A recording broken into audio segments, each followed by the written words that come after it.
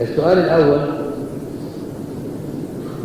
ما حكم الزكاة في واحد تاجر موبيليات أمواله كلها تتحرك طول العام في شراء الموبيليات وبيعها، أحيانا تباع الموبيليات بسرعة وأحيانا يأتي عليها عام ولا تباع، وهو يعيش من الربح الذي يعود عليه من هذه التجارة. السؤال ده مش هنقدر نجاوبه دلوقتي، لأن السؤال ده هيخش في باب زكاة التجارة. احنا لسه ما درسناهاش. درسنا زكاة الذهب والفضة وما يلحق بهما من أوراق العملة وأوراق البنكنوت والنقد والعملة، ودرسنا زكاة الأنعام قسم منها فقط هو زكاة الإبل. الجمعة الجاية إن شاء الله هندرس زكاة البقر والغنم، ثم زكاة الزروع والثمار وزكاة التجارة، فهنبدل زكاة التجارة عن زكاة الزروع والثمار. لكن مبدئيا بنقول لهذا السائل إنه بيبقى التجارة حول يبدأ ببدء نية التجارة ولو لم تتم، وبيحتسب الحول اللي هو السنة القمرية السنة العربي، وبيجي آخر السنة يعمل جرد لمخزنه أو المحل بتاعه، يعمل جرد لكل ما هو موجود في هذا المخزن من خشب خام ومن موبيليا مصنعة، ثم يحسب سعرها بسعر السوق السائد في يوم الجرد، وسعر البيع مش سعر الشراء، وبعدين بيضيف على هذا المبلغ المحسوب اللي هو الجرد السنوي، الجرد آخر المدة آخر السنة، بيقيمه بالقيمة الإحلالية اللي هي قيمة السوق السائد في يوم الجرد، وبعدين يجي يحسب أرباحه خلال العام القمري، خلال العام المحسوب نهايته ده، من أول يوم بدأ فيه الحول إلى آخر يوم. بيعمل حسابه، طبعا هو عنده دفاتر، مشتريات بكام، أجور عمال كام، مصاريف كام، بيجمع المشتريات على أجور العمال على المصاريف اللي هي لازمة لأدوات الصناعة اللي هي مسمار ومسمار شيشة والكلام ده وغيره والكلام ده. بيحسب كل ده، وبعدين بيحسب المبيعات، الفرق بين المشتريات والمبيعات بيطلع عليه الصافي. هذا الربح الصافي خلال العام كله بما فيه الربح المستفاد امبارح، يعني ليلة الجرد يدخله برضه، يبقى جميع أرباحه خلال العام صرفها مصرفها ما يهمناش، زائد قيمة المنقولات الموجودة عنده نتيجة الجرد من خشب خام ومن أدوات زي المسمار والغيرة وخلافه، زائد الموبيليا المصنعة، يجمع ده كله، ونتيجة القيمة في الآخر في النهاية الربح زائد قيمة ما هو موجود ساعة الجرد، يطلع عليه ربع العشر زكاة التجارة. دي هتيجي بالتفصيل في درس زكاة التجارة. السؤال الثاني: ما حكم الزكاة في فرد يمتلك سيارتين أجرة وكل الإيراد الناتج منهما يصرفه في المعيشة ولا يوفر شيئا، فما الحكم؟ سيارات الأجرة إذا كان بيستخدمها للتجارة يبقى بيحسب بداية عمل سيارات الأجرة، وبيجي في نهاية السنة بيحسب مصاريف السيارة والإهلاك، وكل ده محسوب معروف بيتحسب يعني، وأي سواق تاكسي بيعمله ثمن السيارة كام وإهلاكها على كام سنة، وبعدين بيصرف بنزين كام وصيانة كام وجراج كام وزيت كام وما إلى ذلك، بيحسب كل ده، وبعدين يجي في الآخر يحسب على المكسب النهائي له برضه ربع العشر. ودي برضه هتيجي بالتفصيل في زكاة التجارة. السؤال اللي بعد كده: أنا أتصدق بجزء من مرتبي شهريا لنفر من الناس، فهل يجوز لي أن أغير نيتي بجعل هذه الصدقة زكاة بعد أن ادخرت مبلغا من ذلك المرتب بلغ النصاب؟ لا يصح، لأنه من شروط صحة الزكاة النية، زي أي عبادة من العبادات، زي الصلاة. صلاة بغير نية ما تنفعش. صليت بنية صلاة الظهر، وبعد ما سلمت قلت الله ده أنا صليت الظهر وما كنتش صليت العصر، يبقى الصلاة اللي انا صليتها دي بدل ما هي ظهر بقى نحسبها عصر؟ لا، ما ينفعش. اخرج انسان مبلغ من المال 10 جنيه بنية الصدقة تطوع، 10 جنيه كده لله، وبعدين تبين له انه عليه زكاة 5 جنيه، فيقول كويس انا طلعت 10 منهم 5 زكاة ومنهم 5 صدقة. ما تنفعش. اللي بيشترط لصحة اخراج الزكاة النية عند الاخراج او النية عند فصل المال. يعني بياخد المال على جنب كده يحسبه، وبعدين عليها 50 جنيه، ياخد ال 50 جنيه على جنب ويقول ال 50 جنيه دول زكاة. يبقى لابد من توفر النية حين فصل المال او حين اخراجه. فاذا لم تتوفر النية لا يجوز احتساب نية على ما مضى. ما يصحش، ما ينفعش. نية مؤجلة ما تنفعش، لازم النية أزل.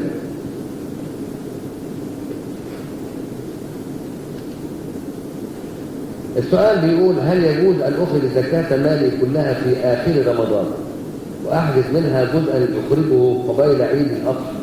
لأني قد تعودت على هذه العادة أن أحسب الزكاة في رمضان ثم أخرج جزءا منها قبل كل عيد، مع العلم أن بعض من أعطيهم الزكاة قد تعود أيضا على هذا، أي ينتظر قبل كل عيد، فهل يجوز ذلك؟ نعم يجوز. أنت بحلول رمضان وجبت الزكاة في حقك، بحلول رمضان وجب الإخراج الفوري له، فأنت بتخرج جزء بتؤجل جزء على نية إخراجها في العيد، يبقى يصح التأجيل طالما النية متوفرة بشرطين. الشرط الأول أن تفصل هذا المال ويبقى معلوم اللي هو هتدفعه في العيد الكبير، وأن توصي الورثة بذلك عشان لو مت قبل ما يجي العيد الكبير وقبل ما تخرج الزكاة تبقى الناس عارفة اللي هتورث منك إن عليك زكاة قد كده ما خرجتهاش، يخرجوها قبل ما يدفنوك عشان ما تسألش عنها.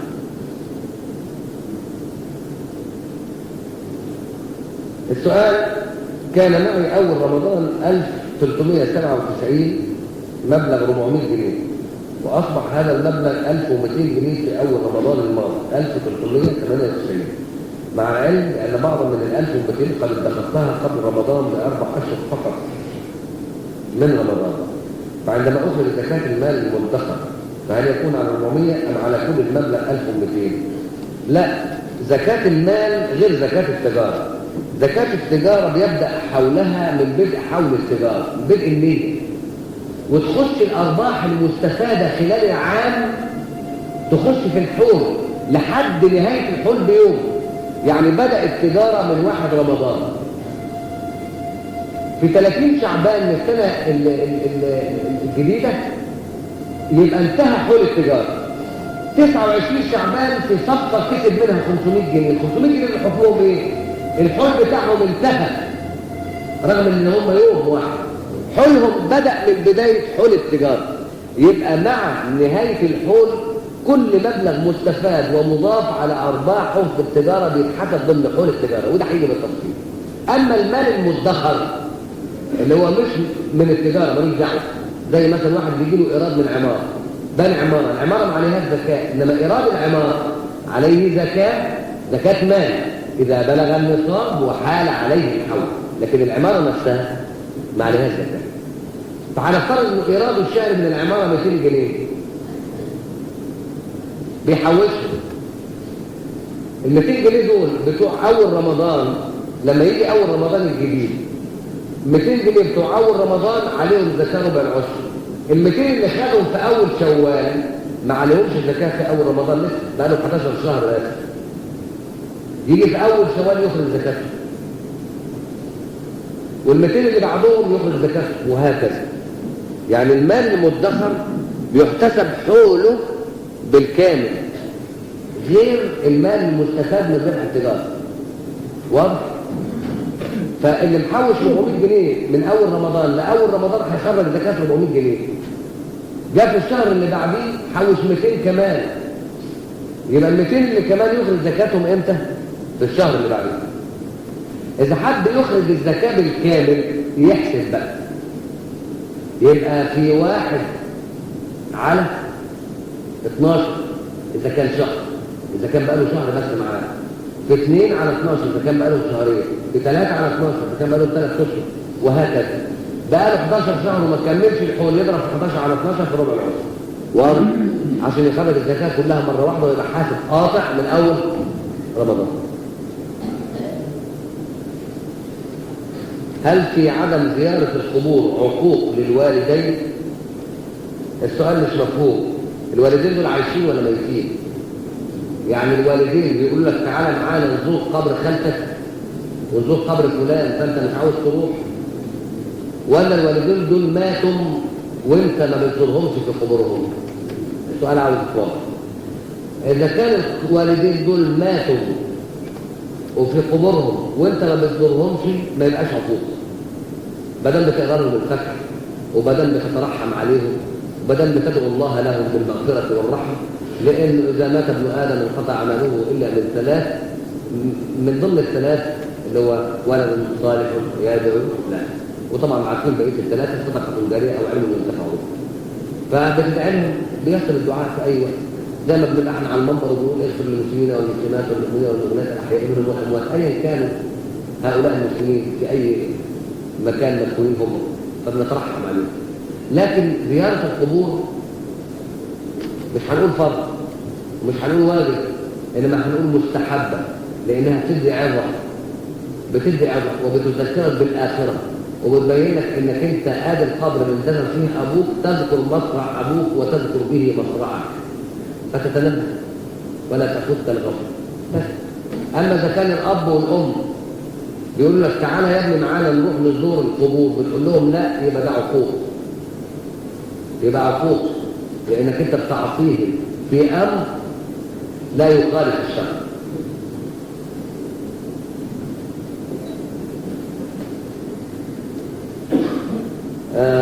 ده السؤال ده بيقول وفقك الله وسدد خطاب دعواتك للقدس والأقصى.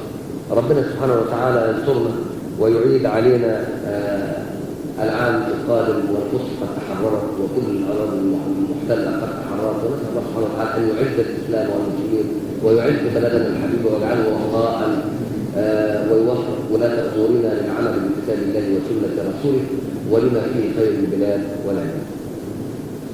وإذا أنت كمان مش أنا بس كلنا نزل. استخدام الأواني الذهبية أو الفضية في الأكل حرام.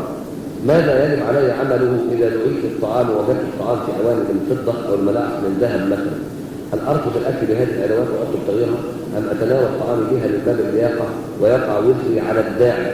يا ابني لا يقع وزرك على الداعي، لأن ربنا سبحانه وتعالى بيقول ولا تزر وازرة وزر أخرى وإن تدعو مثقلة إلى علمها لا يقبل منه شيء ولو كان ذا قربى.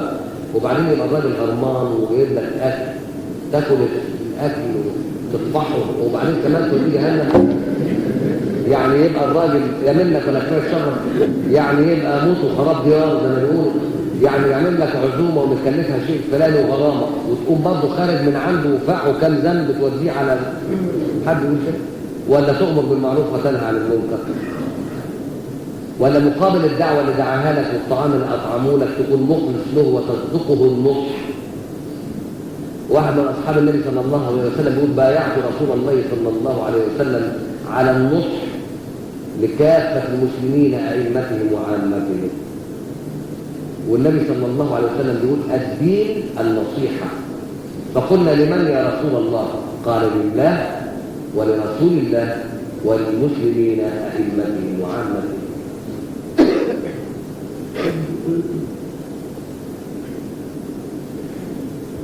والنهي عن المنكر والامر بالمعروف ده مامور به.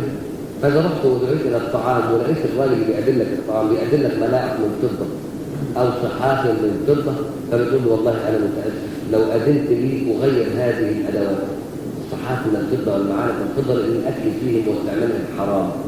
وعلى الله يهديني واياك بلاش نستخدمهم في الاكل احسن من حياه الفلوس في الدنيا هيحرم من استخدامهم في الاخره. لأن ربنا يقول يطاف عليهم بالصحاف من الذهب ويطوف عليهم بآلية من الفضة وأكواب كانت قوارير، فإذا أكل فيهم في الدنيا هيحرم منهم في الآخرة، فده حرام وبلاش منهم. والميلامين ماله والصيني ماله والنحاس ماله والبلاستيك ماله. العبرة بالطعام مش بالصحة اللي بيتقدم فيها الطعام. وتقول له الكلام ده وتغير الأدوات وتنصح. لكن تاكل وتقول وزرك عليه لا.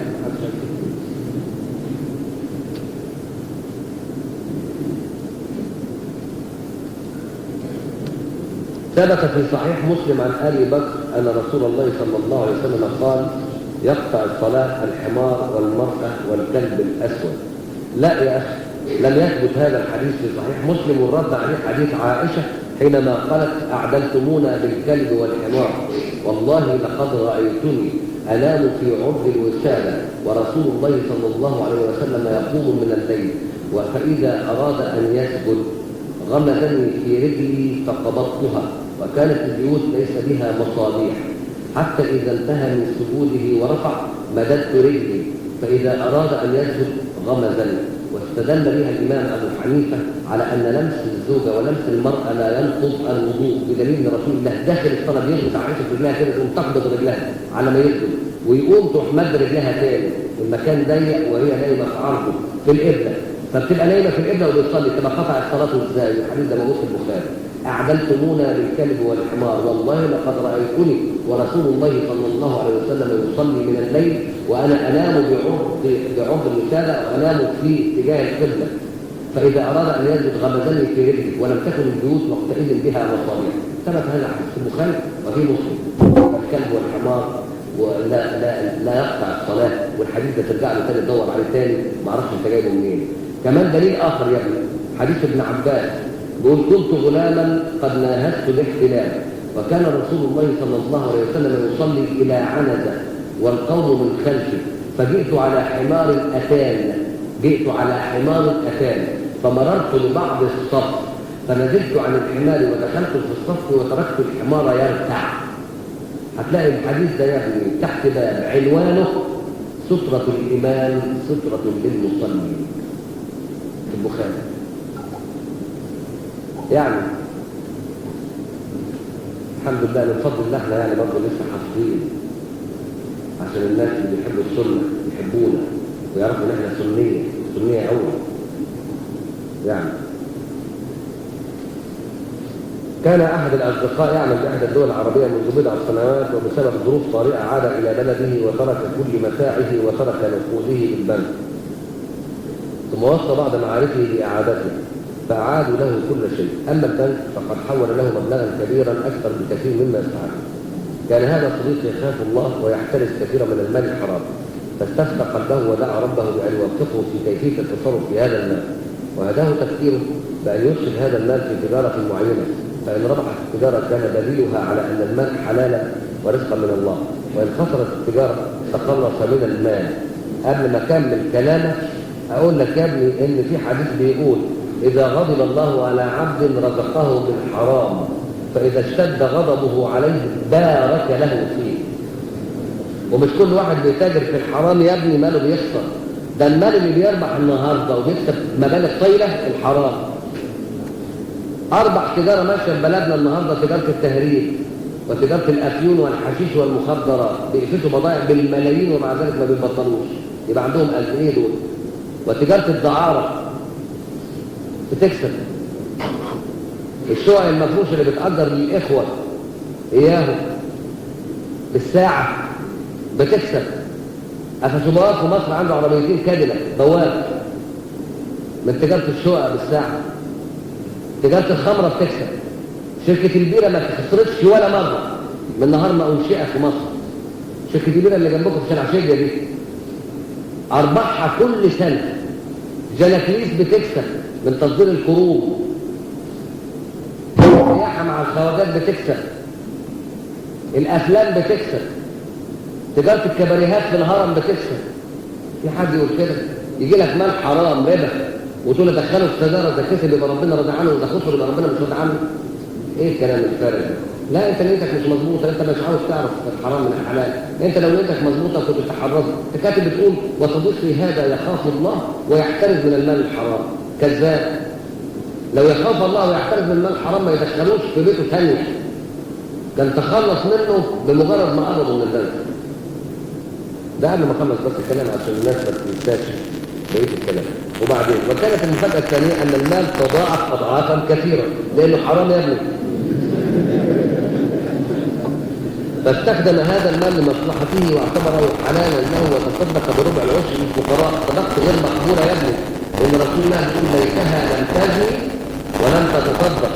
ويحكي عن ان كانت امراه في من سبق من قبلكم من الامم قالت لاتصدقن ولم يكن معها مال، فخرجت فزنت فكتبت من قلبها فتصدقت، فقيل ليتها لم تزني ولم تتصدق.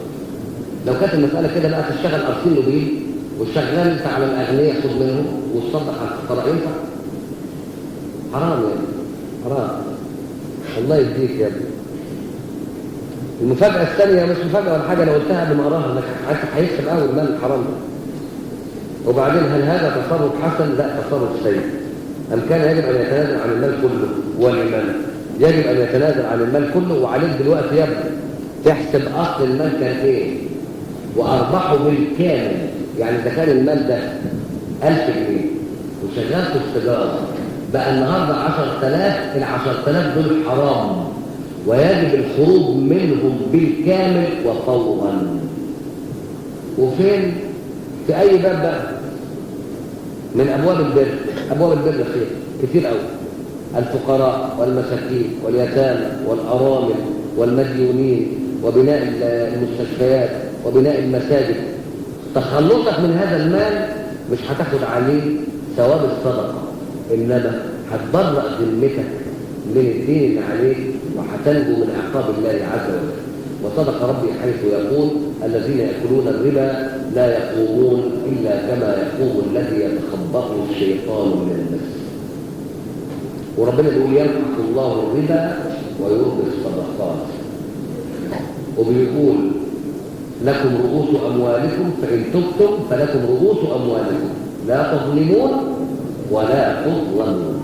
رأس مالك بس اللي انت حطيته في البنك اللي في الدولة العربية، وهو ده نفس اللي تحسبه، وما زاد عنه بالكامل تتخلص منه وفورا، لأن كل لحم نبت من حرام فالنار أولى به.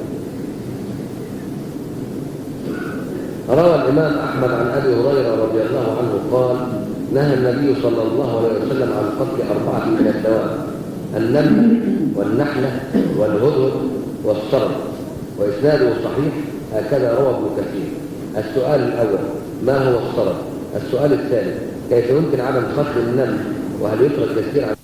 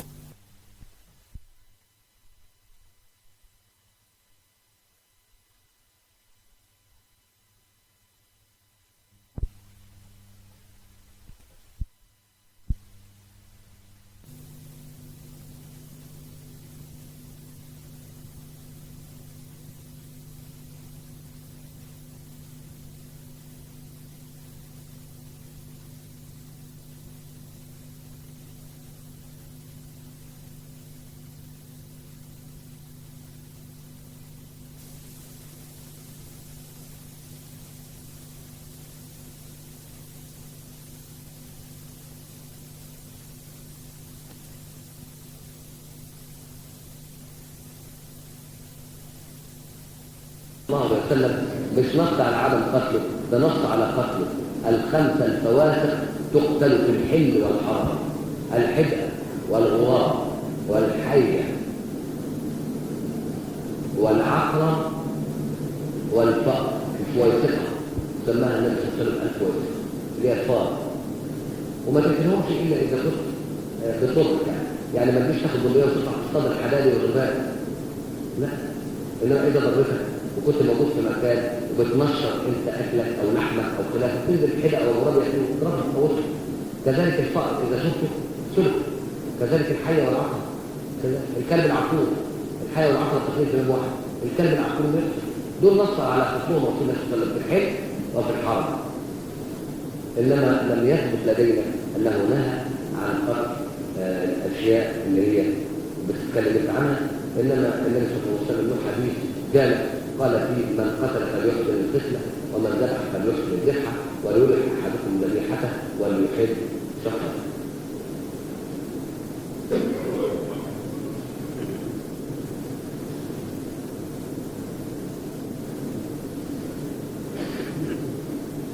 السؤال بيقول لا حياء في الدين فقهكم الله، هل يجوز عند جماع الرجل وزوجته أن يرى كل منهم عورة الآخر؟ وهل يجوز هذا من النور؟ المثال انت عاوز تقول وهل يحرم هذا من النور؟ نور الوجه، وبعض الناس بيقول نظر إلى العورة يحرم من نور الوجه، يمكن.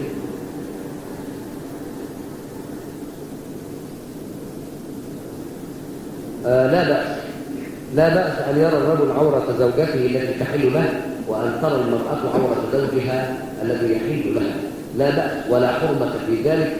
ومن فعل ذلك لن يحرم من نور، لأن بعض الحديث اللي هي مش صحيحة وملهاش أصل، يقول لك إذا نظر الرجل إلى عورة امرأته حرم وجهه من النور، وجهه من النور. ده كلام ملوش أصل. وبيقولوا إن سيدنا علي بيقولوا لقب كرم الله وجهه لأنه لم يطلع على عورة من عورات نساء مطلقا. الكلام ده ملوش أصل. إنما سيدنا علي بيقولوا كرم الله وجهه لأنه لم يسجد لصنم. لم يسجد لصنم. بس لم يسجد لصنم، لأنه من صغره كان في حجر النبي صلى الله عليه وسلم، والنبي لم يسجد لصنم، فرباه على عدم السجود للأوثان وعدم السجود للأصنام، لأن النبي صلى الله عليه وسلم كان على الفطرة وكان يتحلف في غار حراء ولم يسجد للصنم قبل البعث. فعلي بن أبي طالب ربي في حجر النبي صلى الله عليه وسلم فلم يسجد للصنم، ثم أسلم وهو صبيا يبلغ الحلم بعد، يعني ما كانش لسه بلغ سن التكليف. فبيقولوا كرم الله وجهه لأنه لم يسجد لصنم الفطرة. بعض الناس بتقول إنه لم ينظر إلى عورة امرأته، وده كلام ملوش أصل. واضح؟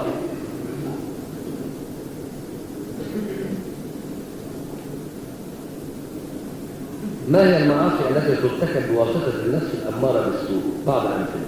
وما هي الأمثلة المعاصي التي ترتكب بواسطة وسوسة الشيطان؟ معاصي النفس كثيرة، وانتوا تذكروا في مرة أنا في خطبة الجمعة هنا كان ربنا وفقنا وألهمنا، معرفش كان القرآن اللي بيتقرأ إيه، وفعلا نتكلم عن القرآن اللي بيتقرأ على المنبر. فاتكلمت عن عبادة العبد، وإن العبد له 3 أنواع من العبادات يجب أن تستوفيها، والعبادات دي مأمور بها، وهي عبادة الجوارح وعبادة القلب وعبادة العقل. طبعا الكلام ده الست اللي كانت بتتكلم عن التصوف وبعد السؤال وحضرت أول مرة ما سمعتوش، ولما هتسمعوا دلوقتي ما هتفهموش. اتكلمنا عن عبادة القلب وعبادة العقل وعبادة الجوارح على المنبر وشرحناها، وشرحنا كل نوع من أنواع العبادات دي. السؤال ده سؤال عكس. إيه بقى أنواع المعاصي؟ هناك معاصي للجوارح، وهناك معاصي للعقل، وهناك معاصي للقلب، وهناك معاصي للنفس. ومحل المعاصي احنا ما بنسميهاش معاصي إلا إذا خرجت من حيز الوجود وأصبحت من فعل الجوارح. يعني إذا خرجت المعاصي إلى حيز الوجود عن طريق الجوارح بنسميها إيه؟ معاصي. ليه؟ لأنها تخالف ما هو مأمور به بالظاهر. تخالف ما هو مأمور به بالظاهر اللي هو ظاهر العبد. فالصلاة من فعل الجوارح من حيث الشكل طاعة، وعدم الصلاة معصية. شرب الخمر معصية، الربا معصية، وهكذا. أفعال الجوارح إذا فعلت ما نهى عنه الشارع تبقى اسمها معاصي. فإذا لم تخرج إلى حيز الوجود ما بنسميهاش معاصي، بنسميها أمراض. بنسميها أمراض. فهناك ما هو من أمراض القلب، وهناك ما هو من أمراض النفس، ودي وظيفة الشيخ الكامل الحقيقي في التصوف. إذا كان هناك شيوخ الآن للتصوف إنه ينقي المريد من أمراض القلب وأمراض النفس، يشرحها له ويصحها له ويديله العلاج. على سبيل المثال من أمراض النفس يا بني مش من المعاصي الشح.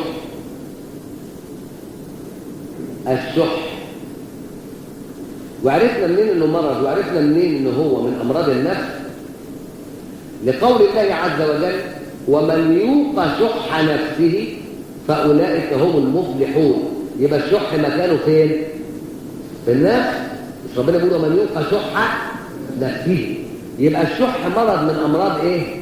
النفس. ورسول الله يقول جبلت الانفس على الشح، يبقى الشح مرض من امراض ايه؟ خلاص ما نسموش معصيه، نسميه ايه؟ مرض. نسميه ايه؟ مرض، نسميه داء.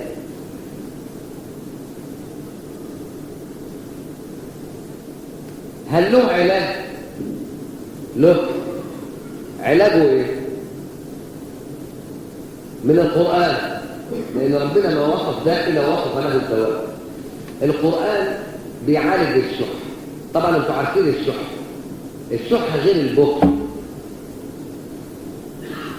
الشح غير البخل.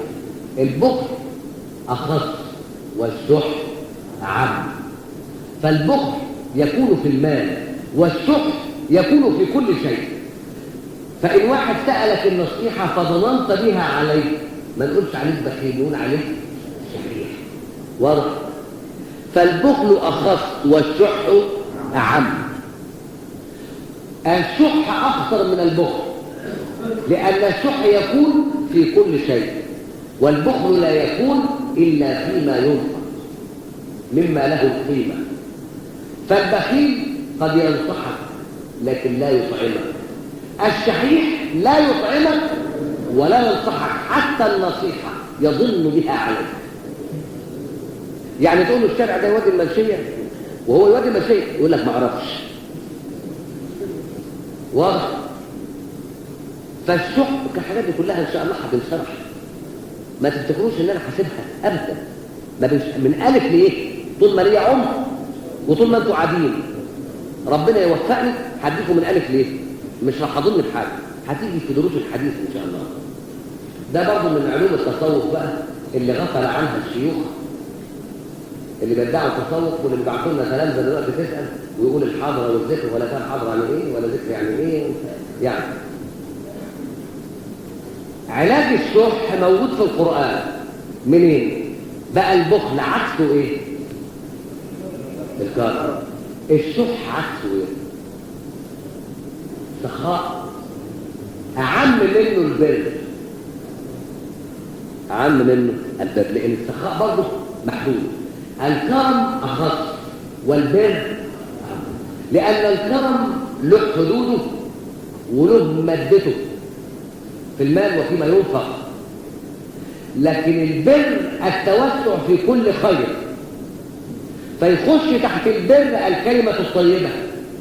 ولذلك لما اتكلم ربنا عن الوالدين واتكلم النبي عن الوالدين ما قالش الكرم بيهم او التنعم معاهم او السخاء معاهم او الصدق معاهم او الادب معاهم، قال بر الوالدين، لانه التوسع في كل خير بالنسبه للوالدين. يبقى عكس الشح ايه؟ البر. واحد عنده شح عاوزين نجيب عكس الشح، يبقى نجيب له ايه؟ ربنا بيتكلم عن البر للناس اللي عاوزه البر، بيقول لهم ايه؟ لن تنالوا البر حتى تنفقوا مما تحبون. يبقى علاج الشح ايه؟ لا، علاج البخل الانفاق، علاج الشح التخلص مما تحب. في فرق كبير بين ده وبين ده.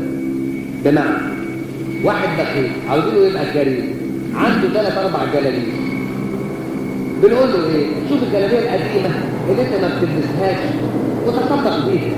وكان رسول الله صلى الله عليه وسلم اذا جاءه ثوب جديد لبسه وقال اللهم اني اسالك خير هذا اللباس وخير ما صنع له، واعوذ بك من شره وشر ما صنع له، ثم يتصدق بالقديم. فعليك ان تتصدق بالجلباب القديم. يبقى بقلبه من البخل الى الايه؟ الكرم. واضح؟ هو شحيح، اعمل فيه ايه؟ اقول له ادى الجلابيه عندك فين؟ يقول لي اهي جايبها من عند الثلج امبارح. اقول له لا، ايه ده عليك؟ هات بيت جديده ليك انت جايبها من عند الثلج امبارح، تصدق بيها، اديها للبواب اللي تحت، هيموت هيتجنن، اديله في دماغه، خدها غصبا عن عينه، يوم ينقلب شحه الى بر. ادي علاج الشح. الشح فظيع، شح خطير، اخطر من البر. عشان كده ربنا قال لن تنالوا البر حتى تنفقوا مما تحبون. احنا بقى يا ستة اللي بعت لي الجواب من 8 صفحات وقلت لي في اخره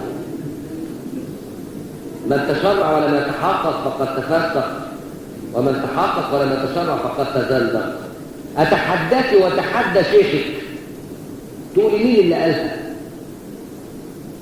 مين اللي قالها؟ اتحداك وتحدى شيخك عشان ما تبقوش تحفظوا كلام وما تعرفوش مين اللي قاله. ها؟ الكلام اللي انا بقوله بقى ده شغل الشيوخ الحقيقيين. ليه؟ لان انا كمريد وانا عندي 10 سنين عند سيدنا الشيخ انا ما اعرفش ان كنت شحيح ولا لا. وظيفه الشيخ الكامل انه بفراسه المؤمن ينظر في مريده فيرى قلبه ويرى نفسه ويرى عقله ويرى امراضه فيصحح حاله ويعالجه. هذا التصوف الحقيقي، تربيه وتصحيح من الامراض وعلاج، مش كلام وهلوسه من التشرع من التفكر. انت لا انت متشرعه، لانك لو كنت متشرعه كنت فهمت درس الزكاه ملوش علاقه بالصلاه، ولا انت متحققه لانك لو كنت متحققه ما كنتش اعترفتي على الشيخ اللي قاعد يدرس ابتغاء وجه الله. بنرجع بقى للامراض واجابه السؤال. في امراض النفس يا ابني وفي امراض القلب. من ضمن امراض احنا عاملين لنا تصوف ولا ايه؟ يرجعوا يهاجمونا تاني الجماعه اياهم. الحسد. الحسد ما يظهرش على الجوارح فما بنسموهوش معصيه، لان الحسود بيحسد بعينه وفي ناس تحسد بالسمع بوده. يعني تحكي له تقول له ده فلان جاب الشيء الفلاني، جاب حته نجفه ايه وايه وايه وايه، هو سامع يحسد فلان تنزل النجفه نصين هو ما شافهاش لسه. ايوه العين حق. ففي حسد بالعين وفي حسد بالاذن. الحسد ما نقدرش نسميه معصيه. ليه؟ لانه ما بيخرجش عن طريق الجوارح. فالحسد ده من امراض الداخليه، من امراض النفس الاماره بالسوء. الحسد ده من امراض له علاج ظاهر وعلاج باطن. لعلاج الحسد ما بنسموش معصيه، لكن بيحاسب عليه المرء يحاسب عليه. لان النبي عليه الصلاه والسلام بيقول ايه؟ الحسد ياكل الحسنات كما تاكل النار الحطب. الحسد ياكل الحسنات كما تاكل النار الحطب. اهو مش معصيه لكن بياكل الحسنات، يبقى اسمه ايه؟ مرض. نحفظ بقى، يبقى اسمه ايه؟ علاجه ايه؟ الحاسد يعالج نفسه ازاي؟ وهل يعرف نفسه بيحسد ولا ما يعرفش؟ في ناس بتعرف نفسها وفي ناس ما بتعرفش. دي وظيفه الشيوخ انه يبص في مريض ويعرف ان عنده داء الحسد في عالجه. علاج الحسد يا بني انك تدعي لكل انسان ذو نعمه كلما رايت ذلك او سمعت به.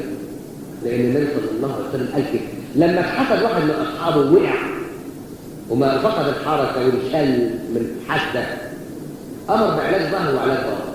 العلاج الظاهر قال اذا استغسلتم فاغسلوا، وجاب الراجل اللي حسده وقال له هات اغسلوا ايديه ورجليه وبقه وبتاع وضوه في طشت وخدوا الطشت انفضوا الميه على الراجل المحسود، خدوا الميه ضخوها على الراجل قاموا موجود في البخاري الحديث.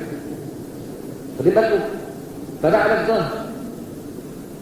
وعلاج الباطن الدعاء المستمر من الحاسد. لان انتوا عارفين في مثل بيقول كل ذو نعمه محسود. فاللي بيحسد عن نعمه فيعمل ايه؟ يقوم يدعي. ولذلك الشيخ لما يرى مخايل الحسد في مريده او مرض الحسد وبوادره فيه يبتدي يقول له ايه؟ وردك يا ابني ووصيتي لك كل ما تشوف نعمه تعجبك في مكان ادعي لصاحبها ان ربنا يتمها عليه ويبارك فيه.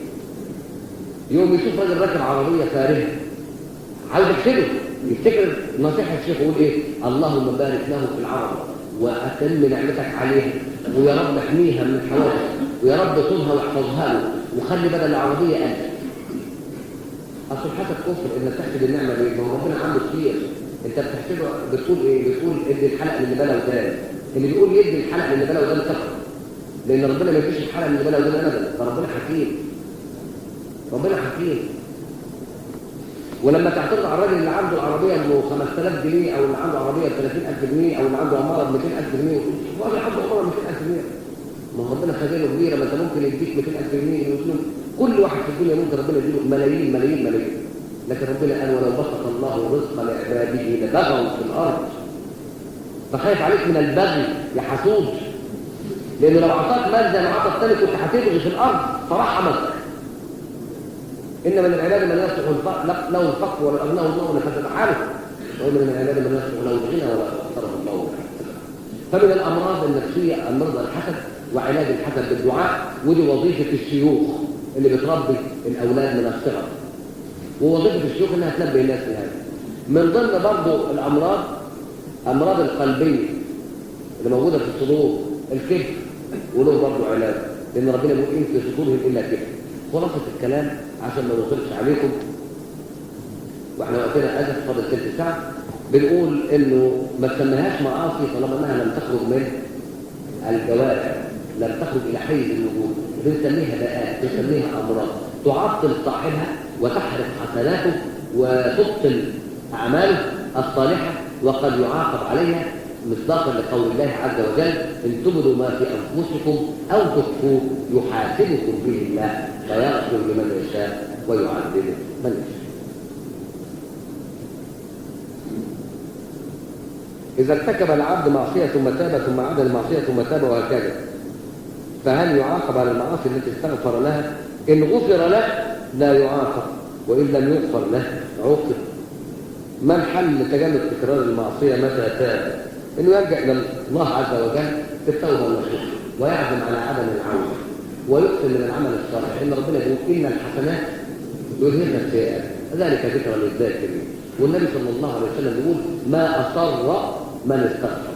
طالما انه بيرتكب المعصيه ثم يستغفر يغفر الله له، ثم يذنب نفس المعصيه ثم يستغفر. اذا كانت استغفاره وتوبته صدقه، يعني انسان مثلا بيرتكب معصيه وبعد المعصيه يندم ندم حقيقي بيستغفر استغفار صادق بيغفر له، هيعود لنفس المعصيه رغم انفه، مش قادر هيقع فيها رغم انفه، فهيندم ندم صادق ويستغفر استغفار صادق هيغفر له. وإن عاد ولو 100 مرة في اليوم، لأن من يستغفر الله يجد الله غفور رحيم. المهم التوبة سلطة والاستغفار سلطان، محدش يقدر يقفل باب التوبة أبدا. في سورة النساء الآية التي تقول ما يستوي القاعدون من المؤمنين غير أولي الضرر، صدق الله العظيم. الآية هل نزلت كلمة غير أولي الضرر على لسان عبد الله بن أم مكتوم؟ أيوة أنا قلت الكلام ده قبل كده يا ابني، قلتها في هذا المنزل. قلت إن قول الله عز وجل لا يستوي القاعدون من المؤمنين والمجاهدون في سبيل الله نزلت على النبي صلى الله عليه وسلم، وكان يجلس الى جوار عبد الله بن ام مكتوم الاعمى اللي ربنا قال فيه عبس وتولى ان جاءه الاعمى. فابن ام مكتوم لما قرأ رسول الله هذه الايه قال غير اولي الضرر يا رسول الله، غير اولي الضرر، لانه ما كانش يخرج في الغزوات، بل كان رسول الله يستخلفه على المدينه اذا خرج يصلي بالناس، فقال له غير أولي الضرر يا رسول الله، فنزل بها جبريل. أيوة نزلت على لسان عبد الله بن أم مكتوم، وكثير بعض الآيات من القرآن نزلت على ألسنة بعض الصحابة زي فتبارك الله أحسن الخالقين نزلت على لسان عمر بن الخطاب.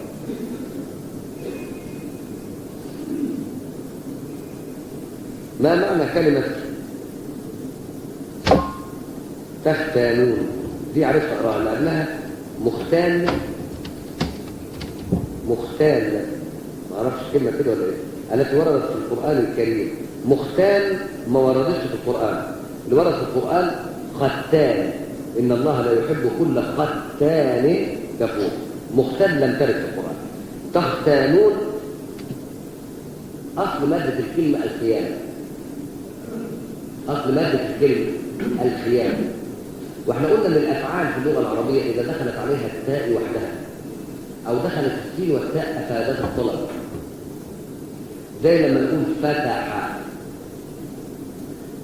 استفتح، يبقى لما نقول استفتح دخلنا السين والتاء على فعل إيه؟ فتح.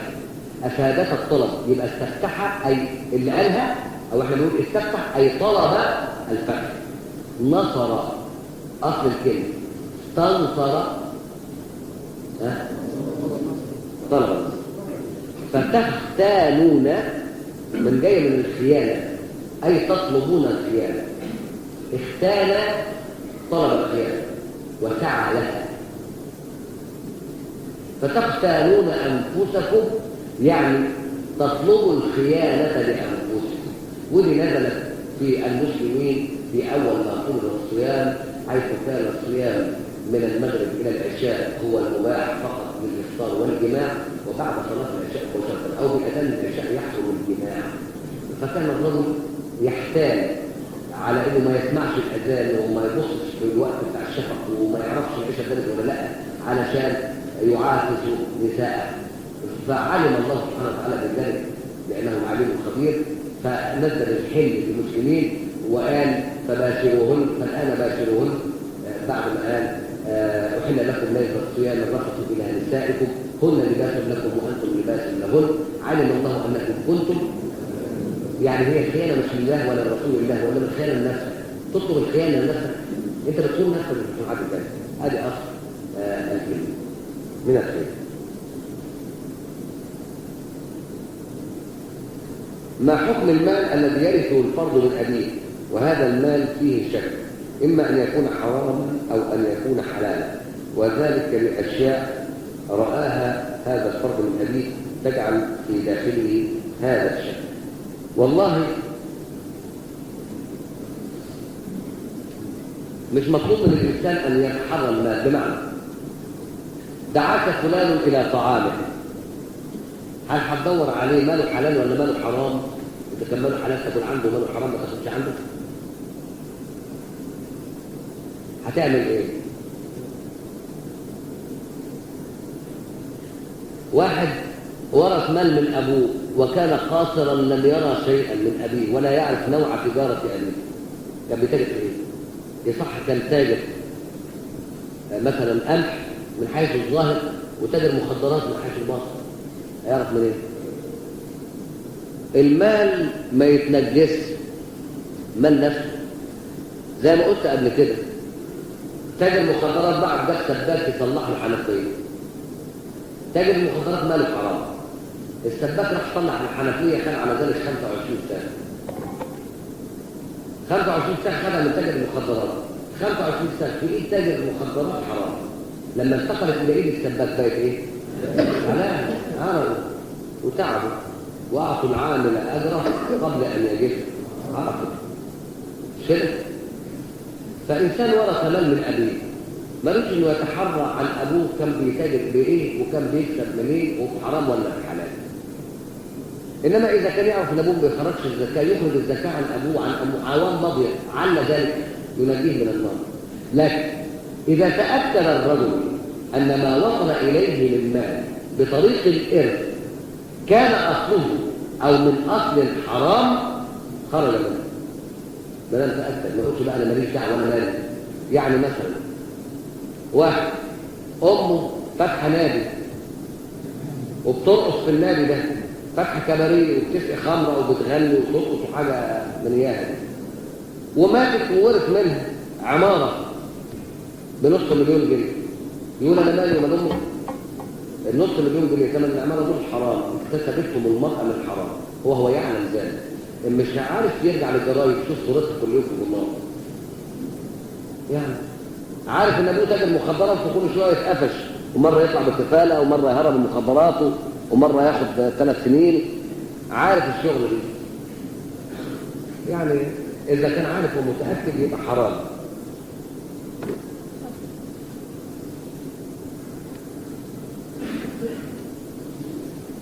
ماذا يكون الحكم لو اشتريت بضاعه من محل وبعتها وكسبت فيها ولم اشتريها من مكان انتاجها؟ لا، السؤال ده بقى توضحه. السؤال ده ملفوف. السؤال ده ملفوف بالفراسه بتاعتكم انتوا مش بتاعتنا.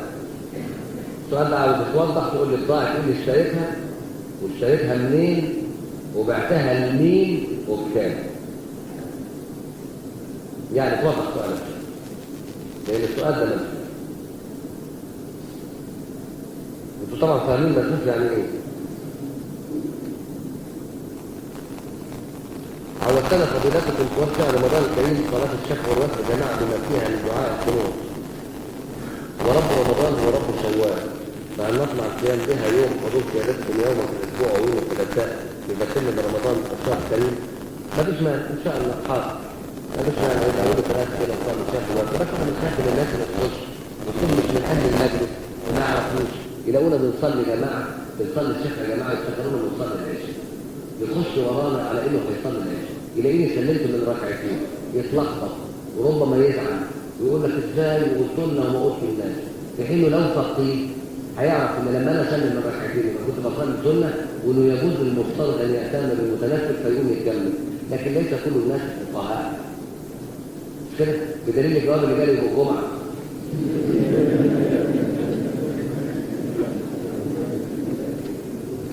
السؤال بيقول لو تسمح يا دكتور لا نفهم شيئا بسبب صوت السيدات والاطفال.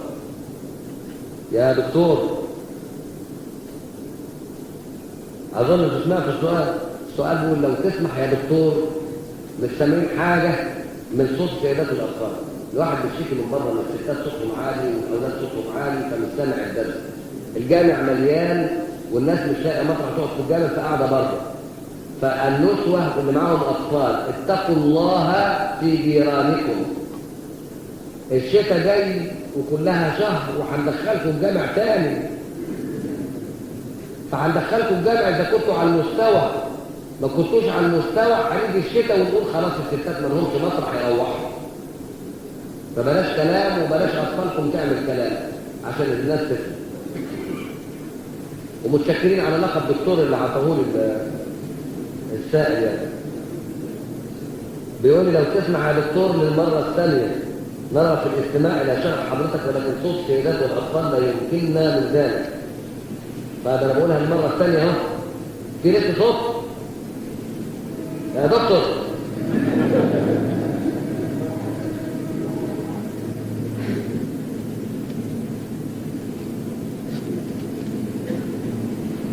السؤال الأخير ما يجيبش أسئلة بعد كده عشان فاضل 7 دقايق ودي آخر ورقة قدامي. بيقول أرجو أن يتكرم سيادتكم بالإجابة لي على تلك الأسئلة. ده أسئلة بقى. سمعت أن هناك 7 أصناف من الناس يظلهم الله بظله يوم القيامة، فما المخصوص بظل الله؟ ولماذا كان خاصة يوم القيامة وليس في الظل؟ ثم من هم هؤلاء الذين يظلهم الله يوم القيامة؟ وهل هذا الحديث من السنة أم هو اجتهاد أحد الصحابة؟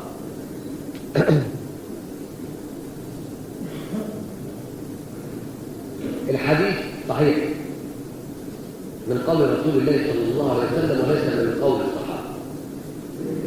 انت بتقول اشمعنى الظل يوم القيامة والظل من ايه؟ يوم القيامة يقول النبي صلى الله عليه وسلم أنه تقترب فيه الشمس من الرؤوس. تقترب الشمس من الرؤوس فيغرق الناس في عرقهم، فمنهم غارق إلى كعبيه، ومنهم غارق إلى ركبتيه، ومنهم غارق إلى حقويه. الحقويه العظمة اللي يثبت عليها حزام البنطلون. الحقويه العظمتين اللي في الجنبين اللي الحزام يركب عليه، اللي التلج بيقيس لك من عنده طول البنطلون. ومنهم غارق إلى حقويه، ومنهم غارق إلى كتفيه، ومنهم غارق إلى ترقوته. فعرقوا من كثر الشمس ومن كثر الحر واقفين في يوم طوله زي ما قال ربنا 50,000 سنة. في اليوم ده سوف يستظل أناس بظل العرش. هؤلاء تحت عرش الرحمن مستظلين بظله، لا يحزنون إذا حزن الناس، ولا يفزعون إذا فزع الناس، ولا يعرفون إذا عرف الناس. دول ومعاهم ناس على منابر النور بعيدون عن الشمس وعن حر جهنم وحر يوم القيامة. ال7 دول قاله النبي صلى الله عليه وسلم وحددهم: 7 يظلهم الله بظله أو بظل عرشه يوم لا ظل إلا ظله. إمام عادل، الحاكم اللي يحكم بالعدل يخش في 7، بغض النظر بقى عنه هو، يعني ربما له بعض المعاصي، بعض الذنوب، بعض السيئات، عدله في الأمة يغفر له. عدله في الأمة يغفر له، لأن الإمام العادل لعلمكم لا ترد له دعوة. الإمام العادل مستجاب الدعوة. الإمام العادل ده أول واحد من 7 يظلمه الله بظل عرشه، إمام عادل. وشاب نشأ في طاعة الله، يعني ابنك من صغره علمته الصلاة، أما جه بلغ كان بيصلي وبيصوم، أما كبر بنسأله يقول لك: ما افتكرش أنا بدأت الصوم إمتى؟ ما افتكرش أنا بدأت أصلي إمتى؟ طول عمره على كده، يحب الجوامع ويحب المشايخ ويحب نشأته على الطاعة. شاب نشأ في طاعة الله، دي نمرة 2. نمرة 3: 2 تحابا في الله اجتمع عليه وافترق عليه. زي ما قلت، لو انا حبيتكم وحبيتوني في الله هنخش فيه بالحب بس، وكل واحد فيكم يحب زميله اللي جنبه، والمجموعات الفرعيه تحب بعضها حب في الله، وكل شيخ من الشيوخ الموجودين نجباء والنقباء يحب تلامذته في المجموعات الفرعيه وهم يحبوه حب في الله، فيجتمعوا على الله ويفترقوا على الله. 2 تحابا في الله اجتمع عليه وافترق عليه. ورجل دعته امرأة ذات منصب وجمال فقال: إني أخاف الله. ورجل أنفق نفقة فأخفاها فلم تدر شماله ما أنفقت يمينه. ورجل معلق قلبه بالمساجد.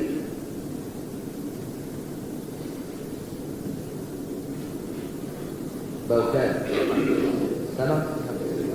هم الاثنين اللي تحبوا. لا، الاثنين يعتبروا واحد، مش 2. 2 تحبب في الله ده واحد يبقى نوع من 7.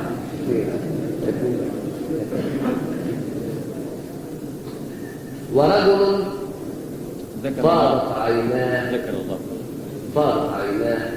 ذكر الله خاليا من الخشيه. ورجل ذكر الله خاليا ففاضت عيناه، يعني بكى من الخوف من الله لوحده في السر ما حدش شيء، مش بيكتب يعني ولا عشان نفسه. دول 7 اللي بيوضوهم الله.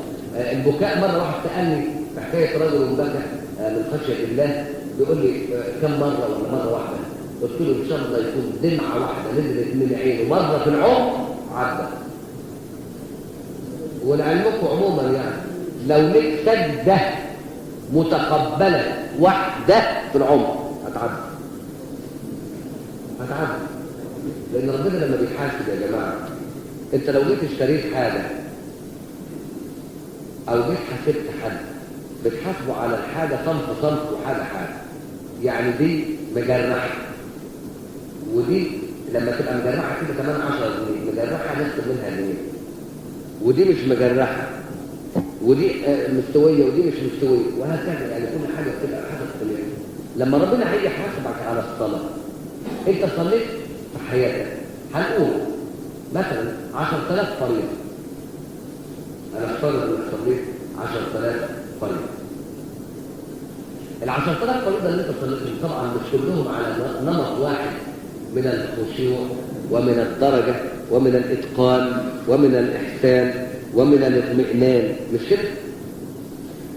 لما يجي ربنا هيحاسبك هياخد من 10,000 دول احسن فريضه صليتها في عمرك بخشوع واطمئنان ووضوء كامل واحسن فريضه صليتها في عمرك، هياخدها من 10,000 دول احسن واحده، وبعدين يضربها في 10,000 يبقى الاحسن.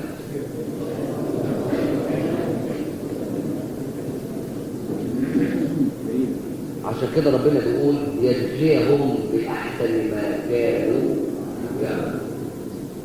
فكلمة يجزيهم بأحسن ما كانوا يعملون أي الجزاء بأحسن العمل مش بأسوأه. وبالتالي مش ايه الصلاة دي عليها 10، الصلاة دي عليها 9، الصلاة دي تاخد عليها 8، الصلاة دي تاخد 1، الصلاة دي تاخد نص، الصلاة دي تاخد 6. لا، أحسن صلاة في عمرك هي دي أساس الحساب. أرجى صدقة أساس الحساب بتاع الصدقات كلها. أقوى لحظة خشية أساس، وهكذا. فيجزي ربنا بأحسن ما كانوا يعملون، يعني أحسن العمل هو أساس. عشان كده دمعة واحدة في العمر عديت، سجدة واحدة في العمر عديت، لأن على أساس سجدتك دي جميع سجداتك في عمرك هتتحسب عليها. ما هي صلاة الخوف؟ وما الفرق بينها وبين الصلاة العادية؟ صلاة الخوف يا بني هي صلاة الحرب، وهي 7 أنواع من الصلاة، مش مجالها هنا، احنا صرعناها قبل كده. لكن إذا كنت مهتم بيها، واحد من أولادنا اللي في المسجد اللي حافظينها وبيدرسوها ممكن يقولها لك النهارده او عقب صلاه الجمعه تجيلي وتقول لي عاوز ادرس صلاه الخوف، مستعد ادي لك لاي حد من اولادنا هنا في المسجد اللي بيدرسوا القران وبيحفظوه هيدرس لك صلاه الخوف اللي هي صلاه الخوف. وربنا ذكرها في القران منها رهبان فإن خفتم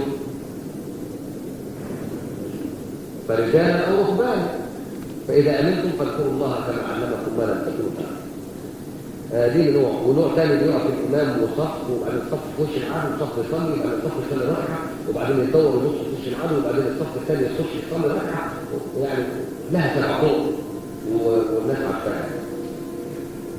مره يقول لي جماعه من الاصدقاء المخلصين كنت اتحدث معهم ذات مره، وكنا نتناقش في موضوع دين حول اخلاقيات الاسلام وما امرنا به الاسلام وأن نفعله مع العناصر المنحلة في المجتمع.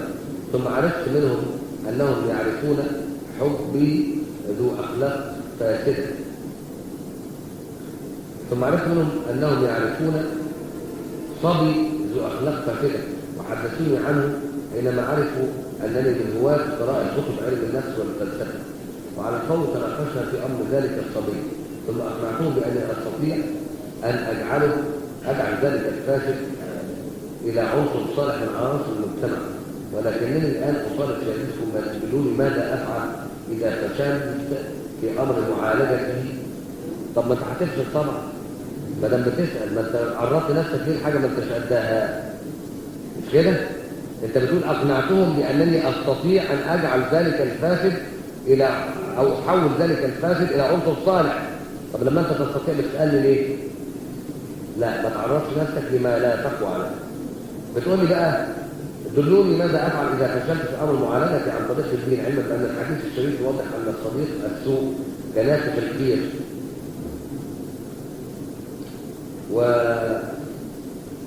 وعلي مش عارف بيقول ايه، انني اتجنبه اذا لم اعرف ان اجعله عنصر صالح من عناصر المجتمع. ثم هل علم النفس افضل في معالجه هذه المشكله في حالة فشل في إقناعه عن طريق ما يتطلبه فيه في معالجة مثل هذه العناصر؟ لا يجري لك، لا يجري. أنت عليك بمخالطة الصالحين وابتعد عن مخالطة الفاسدين، وأنت ما تجتهد إصلاح عشان تصلحه أو تجيبه تحوله أو إلى آخره. إذا كان فاسد فابتعد عنه، وإلا زي ما قلنا جالس الصالح وجالس السوق وأنت حافظ الحديث وجبت منه طلب. وبعدين ما تعرضش نفسك لحاجة، لأن الدين لو كان بيصلح المفسد، ولو كان المتدين يستطيع أن يصلح المفسد، لكان أحق الناس بذلك رسول الله صلى الله عليه وسلم. ورسول الله قد آمن به الناس وكفر الناس، وكم قرأ القرآن على عمه أبي لهب فما زاده إلا استهزاء وسخرية وسباء. وكم قال لعمه أبي طالب وهو على فراش الموت يا عم كلمة أشفع لك بها عند الله، فلاش. فلو كان الرجل الصالح يقدر يهدي الفاسد كان هدى النبي صلى الله عليه وسلم قومه جميعا، لكن ربنا قال له ايه؟ ليس عليك هداهم ولكن الله يهدي من يشاء. كده النبي كان عليه ايه؟ ان عليك الا البلاغ بس. النبي كان عليه ان ينذر ويبشر بس. فاذا كان الصبي الفاسد ده محتاج لتذكير، ذكره وانصحه، لكن انك تقلبه وتغيره مش سلطتك ومش بايدك، لان الهادي هو الله. واضح؟ ومن كلمه اخيره بنقولها، ان الانسان دايما يبص في نفسه قبل ما يبص في غيره. لازم الانسان يراعي نفسه ويصحح نفسه، ورحم الله امرأ شغلته عيوبه عن عيوب الناس. والنبي صلى الله عليه وسلم يقول لا تتتبعوا عورات المسلمين، لان من تتبع عورة مسلم تتبع الله عورته، ومن تتبع الله عورته فضحه في عقر ذلك. والنبي عليه الصلاه والسلام يقول عليك بخاصة نفسك، عليك بخاصة نفسك، ومن حسن اسلام المرء تركه ما لا يعنيه. فخليك نفسك وصحح نفسك وشوف عيوبك وانجو بنفسك، دور على نفسك. ايه اللي ما تعرفوش من امور الدين وحاول تتعلمه، ايه اللي ما بتعملوش من امور البر وحاول تعمله، ايه اللي بتعمله من المنهي عنه وحاول ما تعملوش، ايه الامراض النفسيه والقلبيه اللي اتكلمنا عنها زي الحسد والحقد والكبر والى الى الى الى اخره. ايه الامراض دي؟ فتش في نفسك وحاول، لانه صدق القائل من عرف نفسه عرف ربه. اقول قولي هذا واستغفر الله لي ولكم. اللهم صل وسلم وبارك على سيدنا محمد النبي وعلى اله وصحبه اجمعين. اللهم انفعنا بما علمتنا وعلمنا ما ينفعنا وزدنا علما، واجعلنا من العلماء العاملين الهادين المهديين المهتدين، واهد بنا يا رب العالمين. اللهم اغفر ذنوبنا واشرح صدورنا واستر عيوبنا وطهر قلوبنا ونور قبورنا واغفر عنا ديوننا يا رب العالمين. اللهم اقبل توبتنا واغفر ذلتنا واغفر حوبتنا واستر عورتنا وامن روعتنا يا رب العالمين. اللهم اغفر لآبائنا وامهاتنا وابنائنا وبناتنا واخواننا واخواتنا واصحابنا واقربائنا واشياخنا واصحاب الحقوق علينا، واغفر اللهم لمن سبقنا بالايمان ولا تدع في قلوبنا غلا للذين امنوا ربنا انك رؤوف رحيم. واغفر اللهم للمسلمين والمسلمات والمؤمنين والمؤمنات والاحياء والاموات انك مولانا قريب سميع مجيب الدعوات يا رب العالمين. الهنا ومولانا